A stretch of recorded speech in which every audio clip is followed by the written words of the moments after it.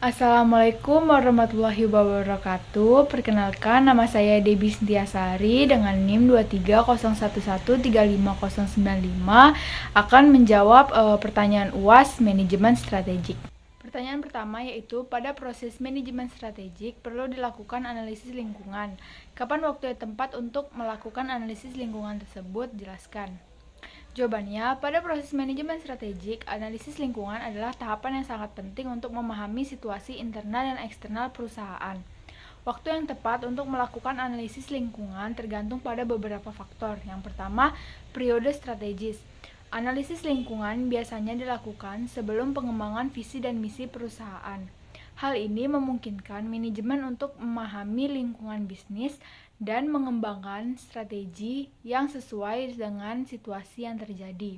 Yang kedua yaitu perubahan lingkungan. Jika terjadi perubahan signifikan dalam lingkungan bisnis, seperti perubahan pasar, teknologi, atau kebijakan pemerintahan, analisis lingkungan harus dilakukan segera untuk menyesuaikan strategi perusahaan dengan perubahan tersebut. Yang ketiga yaitu pengembangan strategi baru.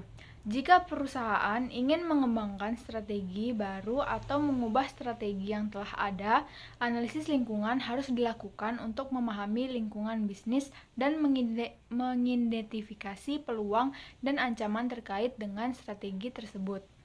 Dalam sintesis, analisis lingkungan harus dilakukan secara teratur dan berkelanjutan untuk memastikan keberhasilan perusahaan itu.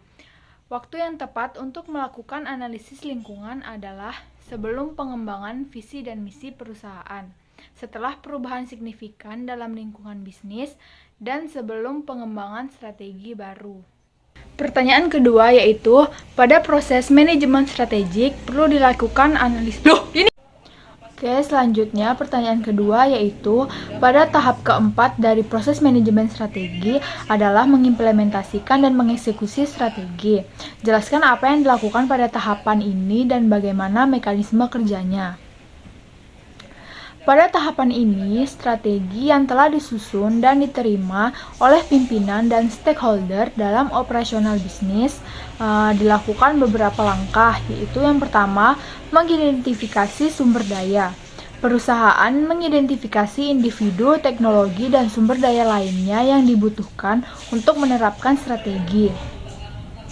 Alokasi sumber daya ini penting untuk mengukur kesuksesan bisnis dan mendapatkan dukungan dari pimpinan dan stakeholder lainnya. Selanjutnya, yang kedua yaitu menerapkan strategi. Strategi ini mencakup mulai dari perencanaan hingga implementasi. Pada tahapan ini, sumber daya akan bekerja sesuai dengan peran-peran dan tanggung jawabnya masing-masing, dengan memastikan strategi yang diterapkan secara efektif dan efisien dapat terjalani dengan lancar. Yang ketiga yaitu mengawasi dan mengendalikan. Perusahaan juga memantau kelayakan strategi yang dijalankan, operasional bisnis, serta mempertahankan strategi yang terbukti efektif. Dengan demikian, strategi perusahaan dapat menyesuaikan jika diperlukan dan memastikan kesuksesan sebuah bisnis.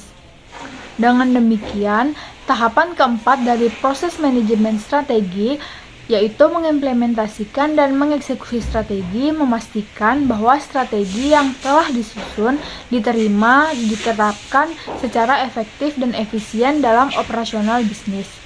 Sekian jawaban yang dapat saya sampaikan. Saya akhiri. Wassalamualaikum warahmatullahi wabarakatuh.